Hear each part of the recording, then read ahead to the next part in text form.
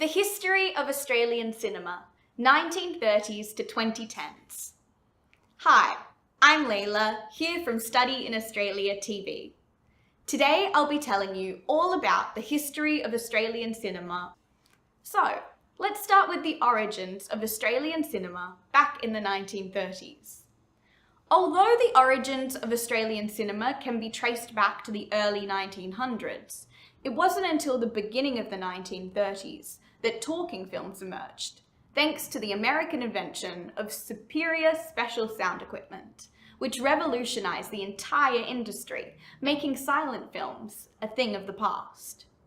As a result, several major Australian production companies were born, modelling themselves largely on Hollywood examples, out of which more than 50 major releases saw the light of day throughout the decade. One such example, The Sentimental Bloke, directed by F.W. Thring, was an adaptation of an earlier film of the same name, which had originally been released in 1919 as a silent movie.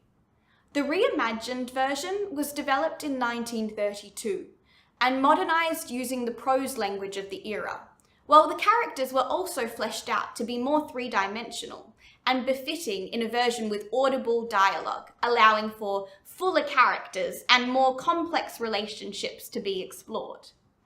The film was, for the time, quite expensive to make, particularly by Australian standards, where budgets had been minimal compared with American films.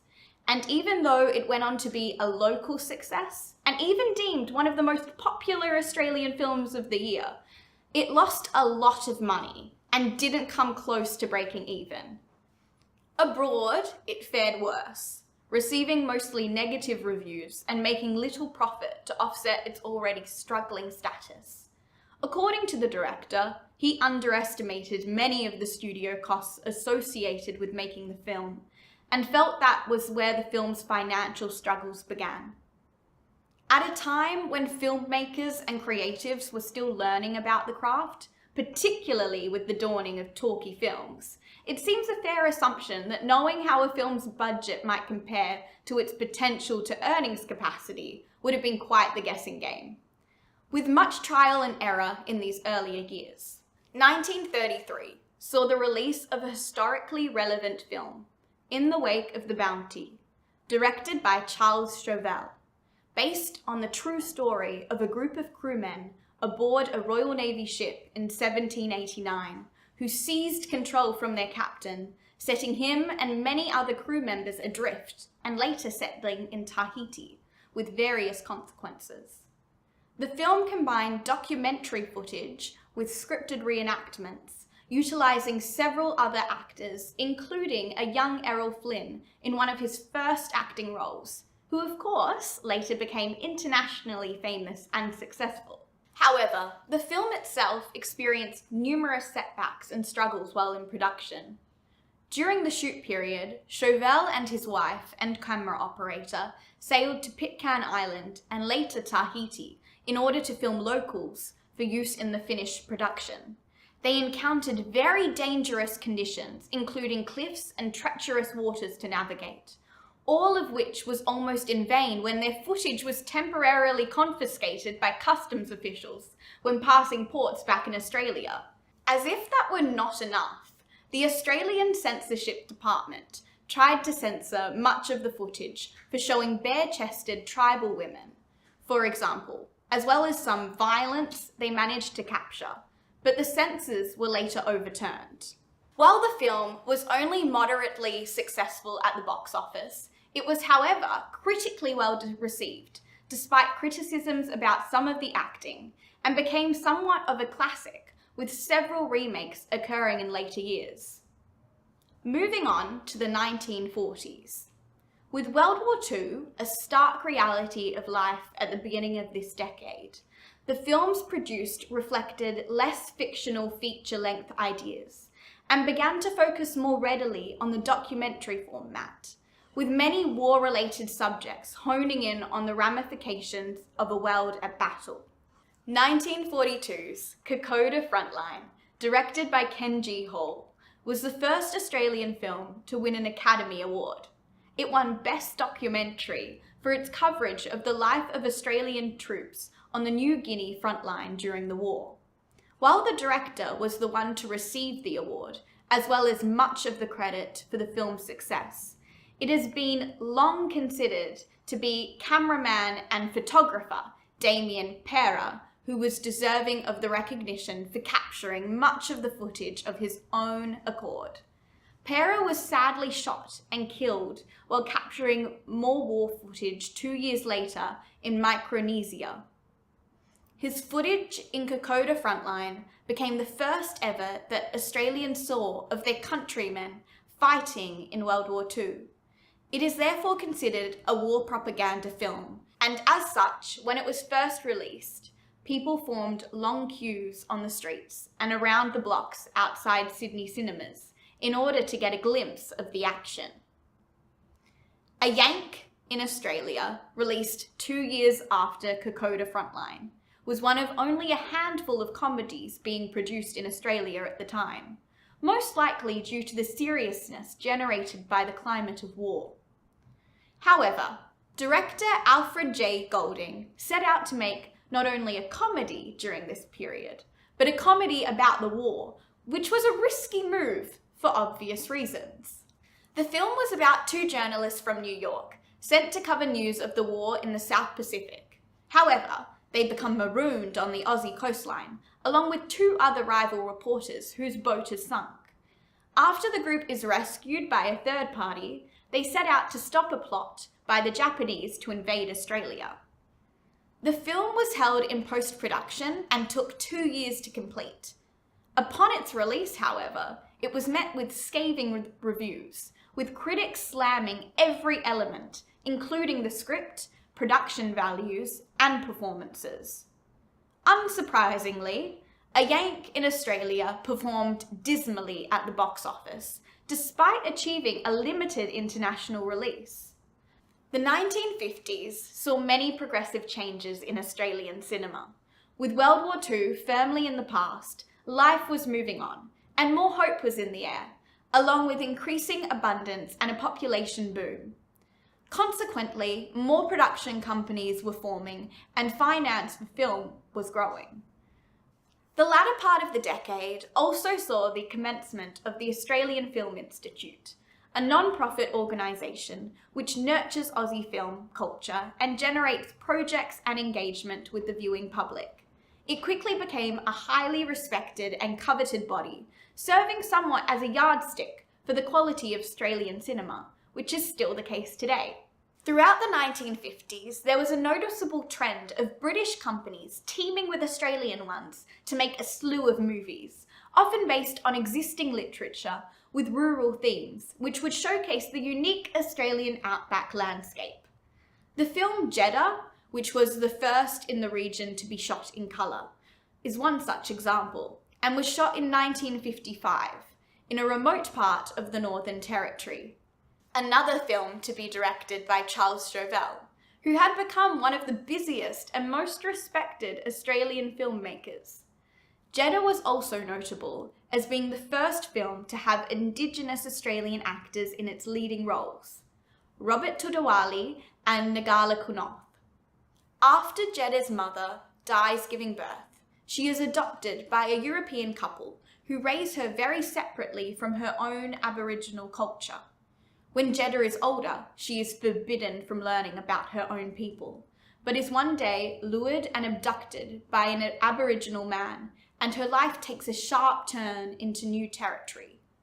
The film won a number of high-profile international awards and gained a reputation as one of the most influential Australian movies, considered to raise the bar and set new standards for the quality of Aussie cinema. The production, however, was not without its setbacks. The crew was regularly challenged by the heat-sensitive colour film they were using in a very hot climate, meaning it needed to be stored in caves immediately after being shot to save it from deteriorating, which delayed the schedule and made the entire process more tedious and time-consuming. An entire roll of film was also decimated in a plane crash en route to England, where it was to be processed. So many scenes needed to be reshot from scratch. Also, one of the actors in Jeddah, Wasson Byers, was arrested during production after stealing a number of cattle, which resulted in further delays. Despite being a critical success, garnished with much respect and accolades, Jeddah was only moderately successful at the Australian box office and performed comparatively poorly overseas. The end of the decade saw the release of Summer of the 17th Doll, another British-Australian co-production, and directed by Leslie Norman, based on the Ray Lawler play of the same name. The drama-comedy plot explores the lives of two sugarcane cutters who spend their annual vacations in Sydney with their mistresses until the relationships begin to change and veer into new directions. As a theatrical play, it has long been regarded as one of the most historically significant works in Australian literary history, due to its portrayal of authentic Australian life and people. It was, however, criticised for not translating well to film, and ultimately being a second-rate version of the play, with some critics even deeming it boring and slow. The movie's changed ending into a more decidedly happy one also drew its share of derision, as did its choice of casting, which some considered to have missed the mark with some of its international actors, failing to master the Australian accent. On to the 1960s now. Some would argue that Australian cinema seemed to lose its way in the 1960s, with a prominent lack of noteworthy productions and few sizable hits.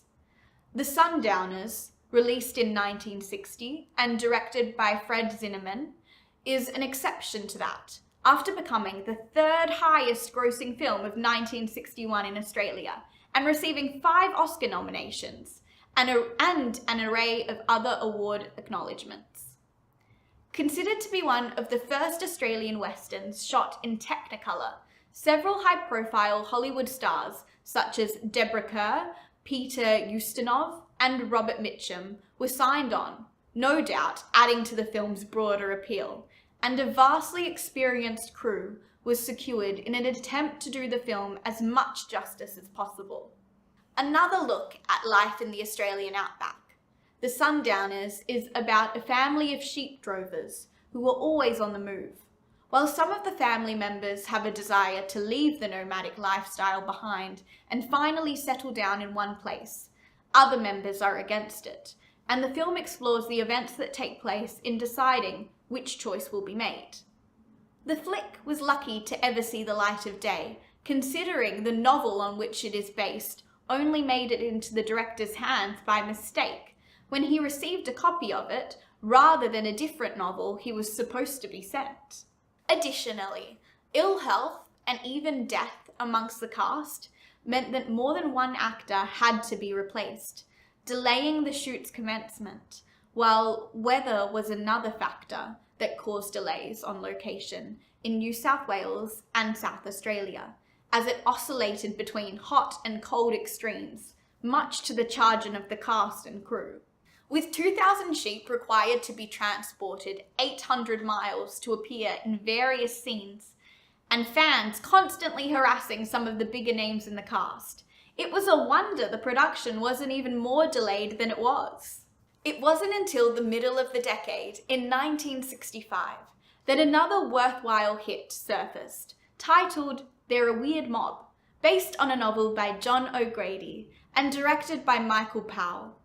Interestingly, the movie reflected the changing cultural landscape of Australia at the time in the form of the increasing amount of European immigrants to the country, as the plot of the film covers a newly arrived Italian named Nino to Sydney, who initially struggles to assimilate with some of the Aussie slang and cultural norms, but eventually falls in love with a local. There is an underscore of subtle racism throughout the production between some of the Anglo-Saxon and Anglo-Irish characters, an element of which would not be considered acceptable by today's standards. Nevertheless, They're a Weird Mob was a massive box office success in Australia, and although much less successful abroad, has been credited with rejuvenating the struggling Australian cinema industry and paved the way for what is known as the new wave films of the 70s. Let's talk about the 1970s now. The new wave of cinema that emerged throughout this decade, also referred to as the Australian film renaissance, was a revival in global popularity of Aussie movies, especially in the United States, and consisted mostly of films that would showcase colloquial Australian culture. One such prolific flick that helped to do that was 1975's Picnic at Hanging Rock, directed by Peter Weir, which employed two trademarks of modern Australian film: beautiful cinematography and stories about the chasm between settlers from Europe and the mysteries of their ancient new home. The filmmakers wanted to achieve the look of an impressionist painting for Hanging Rock and used a novel technique in that of draping various veils over the camera lenses to create an ethereal, dreamy atmosphere, which had not been seen in quite the same way before. Much intrigue surrounded the film at the time, due to the widely circulated belief that its storyline about schoolgirls who go missing at the Rock and are never seen again was based on a true unsolved mystery. Although this theory was later debunked. Nevertheless, a culture of fear about Hanging Rock in Victoria still exists today. The film was a critical and commercial success, nominated for multiple awards, and has inspired other directors such as Sofia Coppola, with other films such as The Virgin Suicides and Marie Antoinette. Later, the same decade saw the release of Mad Max in 1979, which went on to become one of the most successful Australian films ever. Filmed on a budget of $400,000, it earned more than $100 million worldwide and held the Guinness record for most profitable movie with the highest box office to budget ratio of any motion picture at the time. Set in a dystopian future, Australia, about a policeman trying to stop a violent motorcycle gang, the film, which went on to spawn 3 sequels, was the first to be shot in widescreen and put Mel Gibson on the Hollywood map. Director George Miller has described making Mad Max as absolute guerrilla style, meaning they often had to do things with barely any money and just make use of what tools they could get hold of, often improvising along the way. Even the editing of the picture took place in someone's lounge room and kitchen rather than in a studio. Upon its release, the film polarized critics, possibly due to its low-budget feel and brutal content, and was also banned in New Zealand and Sweden for its violence. Although those bans were later lifted, and it went on to win multiple awards. This leads us into the 1980s. Riding high on Australia's increasing profile born in the previous decade came a slew of ambitious projects in the 80s, such as 1986's Crocodile Dundee, directed by Peter Feynman and starring Paul Hogan, about an American reporter who goes to the Aussie outback to meet a quirky crocodile poacher. It was deliberately designed and intended to appeal to the American market, with a $10 million budget and very commercial-friendly values. The flick succeeded in what it set out to do, becoming the highest-grossing film of all time in Australia and the highest-grossing Australian film worldwide, turning into somewhat of a global phenomenon. Despite its success, many Australian audiences and critics resented the representation of Aussies as being ochre and simple, with international versions having to tone down some of the slang used, simply so that Americans, for example, could understand it. However, after its success and putting Australia much more firmly on the world's radar, it became regarded as a fantastic advertisement for the country. 1988's Evil Angels, directed by Fred Schapisi, could not be more different in tone and subject matter than Dundee, and was about the true story of an Australian mother, Lindy Chamberlain, who was accused of murdering her baby in the outback after insisting the child was taken by a dingo. The drawn-out court case lasted for years and was one of the highest profile incidents in recent Australian history, resulting in Chamberlain being imprisoned for a time, but later proven innocent. With a budget of $15 million and a cast of 350, along with 4,000 extras, the film was one of the most expensive and elaborate ever shot in Australia, and managed to secure Hollywood bigwig Meryl Streep in the leading role, who went on to be Oscar nominated for her performance. Despite such hefty ingredients and mostly favourable reviews, the movie was a complete bomb at the box office, failing to recuperate even half of its budget, yet still went on to seep into popular culture with the line, "The dingo ate my baby," appearing in mainstream shows such as Seinfeld, The Simpsons, and Buffy the Vampire Slayer. By the time Australia entered the 1990s, after having established its cinematic scene as a respected, capable, and financially viable industry, there appeared more opportunity for irreverence and risk-taking. 1994's Muriel's Wedding was one such example of a flick that took a huge gamble with a titular character, the antithesis of most leading ladies, in all her unashamed, awkward, portly, and social inept glory. The producers spent big on the rights to the use of Swedish band ABBA's music for the soundtrack, a request that ABBA initially denied, but later relented on. Yet cast Toni Collette, a completely unknown actress in the lead role, furthering the level of uncertainty as to whether a film with an unknown lead could attract an audience. The risks paid off, however, as Muriel's Wedding was a reasonable hit and came close to double its budget at the box office. Examining the life of Muriel, a young social outcast in rural Australia who steals money from her parents to finance a holiday where she hopes to find her true love, the film was the quintessential Aussie battler scenario, with down-to-earth, unpretentious characters leading a simple life and yearning for more. It once again showcased Australian culture and landscapes to viewers further afield. Later adapted into a hit musical, it even spawned the catchphrase, "You're terrible, Muriel," still popular today in local culture, and became a cult classic, particularly in the UK, and solidified Australia with a reputation for eccentricity.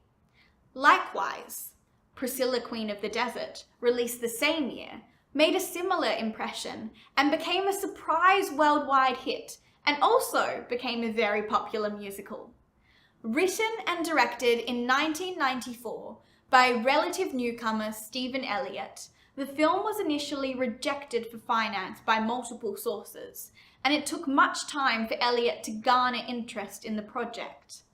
Set primarily in a rural outback Australia, Priscilla is about a drag queen performer who, after agreeing to perform at a casino in the remote location of Alice Springs, convinces two of the performer friends to accompany him. The film was groundbreaking for its positive portrayal of gay characters, who until that point had only been represented in derogatory or tokenistic ways. The film put the Aussie gay community on the mainstream map, which was long overdue.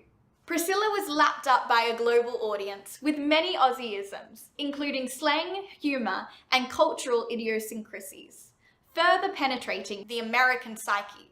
Babe was another popular family comedy film, produced in 1995, directed by Chris Noonan, starring Magda Szubanski, with voiceovers by Miriam Margolyes and Hugo Weaving.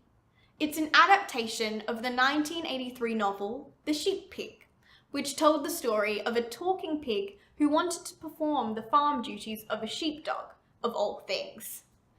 The talking animal visual effects took 7 years to develop and largely made the film a box office and critical success, grossing $254 million worldwide and bagging 7 Oscar nominations, winning the Oscar for Best Visual Effects. Later that decade, in 1996, Shine was released, a biographical drama based on the life of David Helfgott, an acclaimed concert pianist who suffered a mental breakdown due to trauma caused by an abusive father. Directed by Scott Hicks and written by Jan Sardi, Helfgott is played by Geoffrey Rush, who won the Academy Award for Best Actor for his performance of a manic but brilliant Helfgott. Shine grossed $35.9 million at the box office and was met with critical acclaim for its compelling, inspirational storytelling. Another classic comedy drama, The Castle, was written by the screenwriting team, Working Dog Productions, a group of well-known Australian writers and performers. Apparently, the film took just 5 weeks from original inception to final cut, with the filming taking only 11 days on a meagre budget of $750,000. Directed by Rob Sitch and starring Michael Caton, it grossed $10.3 million and gained widespread acclaim in Australia and New Zealand for its satirical representation of a working-class Australian blue-collar family. The film's title was based on an English saying, "A man's home is his castle," and is a facetious portrayal of a delusional Caton's belief of life in the lap of luxury. Faced with a developer's compulsory acquisition notice, the family band together to fight the impending eviction. The well-adopted Caton catchcry, "Tell him he's dreaming," stems from this, which became an Australian joke whenever anything was deemed to be undervalued. The 2000s saw arguably the most eclectic mix of Australian films emerge, from animation such as the hugely popular Happy Feet to Indigenous drama with 10 Canoes, which was the first feature to be completely in Australian Aboriginal languages. With varied success rate, the initial half of the decade produced very few large box office returns. Baz Luhrmann's Moulin Rouge in 2001, however, was a major exception and made nearly $200 million and won 7 major awards, with many other nominations. Credited with totally revamping the musical film genre, Moulin Rouge was a co-American production about a love triangle between a poet, a glamorous courtesan, and a jealous duke, and set in early 1900s Paris. Ripe with singing, dancing, lavish costumes, and unashamed romance, it was a worldwide hit, and proved that Aussie staple Luhrmann was still able to deliver on a grand scale. Then came The Dish, also released in 2000, a historical comedy drama representation, based on a true story of the Parkes Observatory facility in New South Wales, and the role it played in relaying live footage of Apollo 11's mission in 1969 to the moon. The satellite dish at Parkes was used by NASA throughout the Apollo mission to receive signals in the southern hemisphere. The Dish was again written by Working Dog Productions and directed by Rob Sitch, starring Sam Neill. It grossed $18 million in Australia, but on Rotten Tomatoes, the film holds an outstanding 96% rating. Shaking up the genres even further was 2006's Kenny, a mockumentary about a fictional character and his job dealing with portable toilets. It was one of the first feature-length Aussie mockumentaries and was lauded for its technical prowess in the cinematography, sound, and editing departments. The production was largely a family affair, made by a filmmaking novice father, Clayton Jacobson, and his 2 sons and grandson, for which Kenny was their debut feature.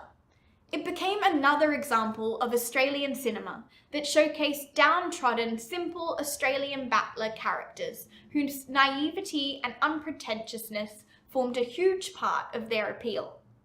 The film was a big success, especially compared to its modest budget, and paved the way for other left-of-centre style mockumentaries, with some critics even dubbing it the best Australian comedy in years.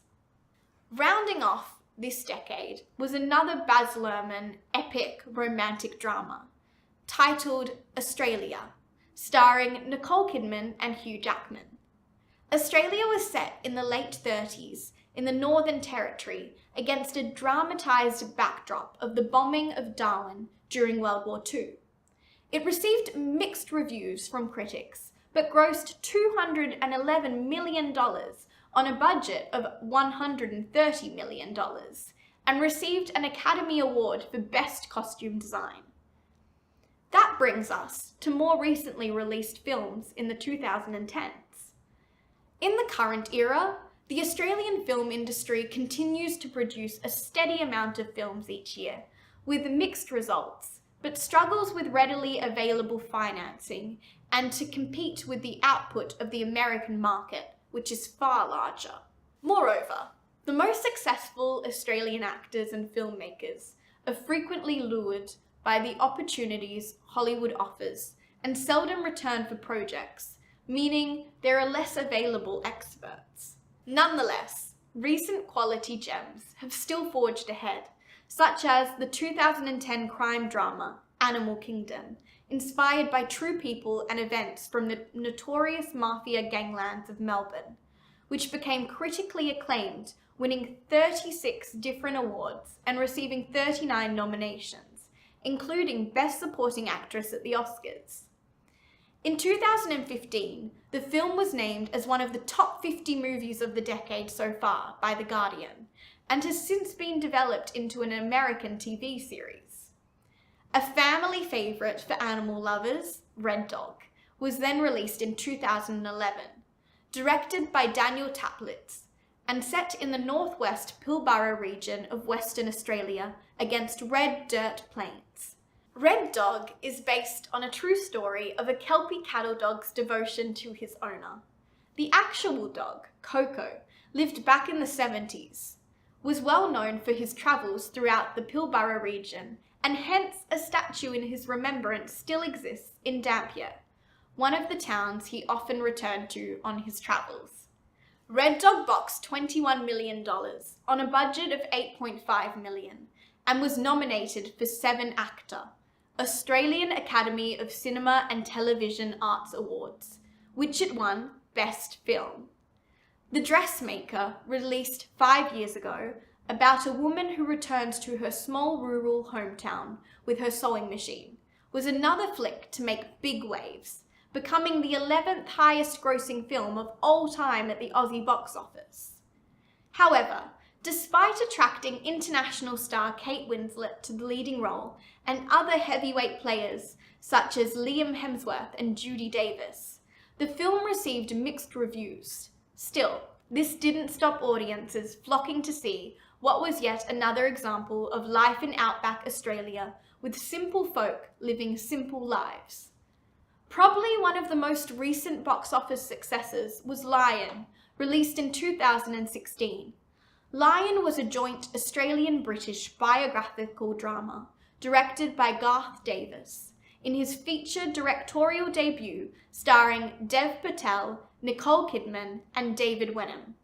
Based on a true story, separated from his family in India and adopted to an Australian family, Patel's character Saru sets out to discover his birth mother and finds his brother, who he was separated from as a 5-year-old. This moving film was commercially successful, making $140.3 million at the box office on a budget of $12 million and received 6 Oscar nominations and won 2 BAFTA awards for Best Supporting Actor and Best Adapted Screenplay. The more popular releases after this were Hotel Mumbai, a joint Australian, American and Indian production based on the 2008 hotel attacks in Mumbai. Storm Boy, based on the novel by Australian author Colin Thiel about a pelican and a boy starring Geoffrey Rush, and Ride Like a Girl, directed by Rachel Griffiths in her feature film directing debut, starring Teresa Palmer and Sam Neill, based on the true story of Michelle Payne, the first female jockey to win the Melbourne Cup in 2015. More recently, Australian cinema has been impacted by the COVID worldwide pandemic, with many shoots being halted and many industry people out of work. However, there is still much hope for the industry, as funding bodies such as Screen Australia and the Australian Government Arts Grants play their part to keep the scene alive and ensure more great Aussie projects will see the light of day. We can't wait to see more great Australian movies in the near future. I hope you enjoyed our historical look at Australian cinema. We certainly have had some great Australian talent. Stay tuned for the next Study in Australia TV episode. Bye for now.